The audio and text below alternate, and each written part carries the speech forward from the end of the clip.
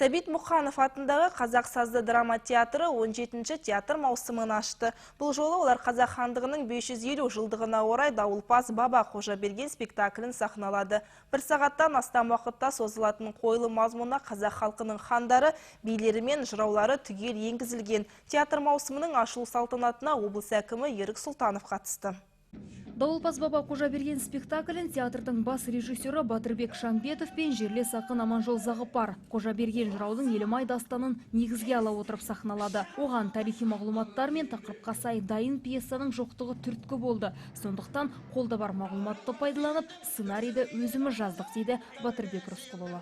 Елімай жырын қайтадан санасында жаңғырту мақсатында қойылған сондай бір талаптарға, жаңағы театралдық тенденцияларға жауап беретіндей спектакль қылдық та. Яғни бұл жерде рөлдер жоқ.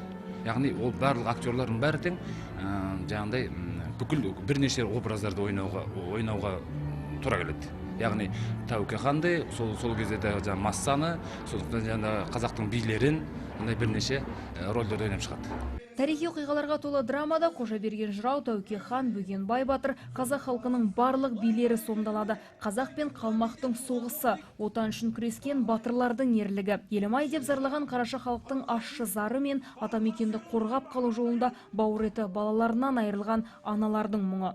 Осының бәрі су жаңа спектакль мазмұнынан көрініс тапқан. Қожабергеннің рөлін театрдың жас актері Нұрбол Асқаров ойнайды. Дайындық қызу жүрді.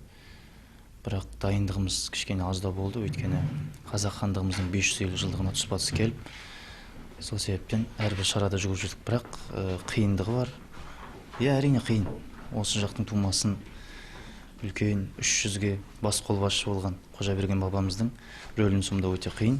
Ол театр труппалық жұмыспен ғана театр ғой, ал былай жалғыз өзің ештеңе бітіре алмайсың. Сол себептен труппаның да көмегі өте зор.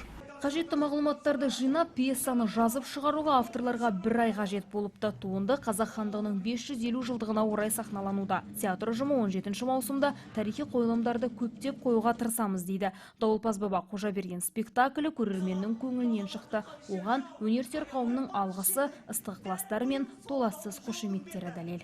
Спектакль көңіліңізден шықты, өте жақсы болды. Кейіпкерлер де барлығы өздерінің бүгінгі қойылымын өте жақсы көрсетті, халықтың көңілінен шықты. Расында да адамның, қазақ адамның рухын көтеретін спектакль өте ұнады. Спектакльден шығып толықтырмын. Әрине мынау ертедегі қазақ халқының басынан өткен көптеген трагедияның бірі бұл. Келе жатқан ұрпаққа көрсеткен өте бір мағыналы, эстетикалық мағыналы бар оқиға деп ойлаймын. Қуаныштымын. Барлық көрермендерді шақырам, келіп көрсін. Спектакль соңында театрға облыс әкімі Ерік Сұлтановтың атынан ықылас гүлі тарту етілді. Айта кетейік, ұжым қазан айының 19 мен 20 аралығында Бішкекте өтетін халықаралық фестивальға баруды жоспарлап отыр. Фариза Жазитова, Дулат Мұсафиров.